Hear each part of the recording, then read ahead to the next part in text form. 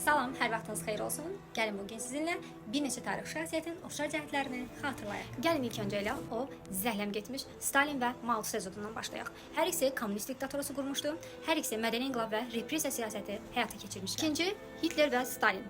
Onlar üçün oxşar cəhət. Hər ikisi avtoritar rejim qururlar, dövlətin bütün sahələrinə nəzarəti gücləndirirlər, bütün hakimiyyəti öz əllərində cəmləşdirirlər və siyasi rəqiblərinə qarşı repressiya və terrordan geniş istifadə etmişlər. Üçüncü, 1-ci Pyotr və 1-ci Napoleon üçün oxşar cəhət. Hər ikisi imperator titulunu qəbul edir, hər ikisi Osmanlı dövləti ilə müharibə aparmışdı.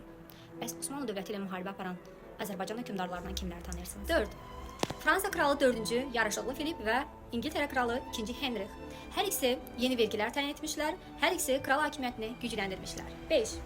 Pərəstişkarı olduğunuz möhtəşəm Çingiz xanla Əmir Teymur üçün oxşar cəhət. Hər ikisi Mərkəzi Asiyanı, Qafqazı, xüsusən də Azərbaycanı işğal etmişlər. Hər ikisi öz dövlətləri inzibati cəhətdən uluslara ayırmışlar. Hər ikisinin ən böyük arzusu ürəklərində qalmışdı. Çingiz xan Hindistanı tuta bilmir, Əmir Teymur isə Çini tuta bilmir.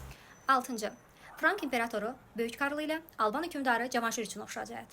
Hər ikisi Bizans dövləti və Ərəb xilafəti ilə diplomatik əlaqələr saxlamışlar.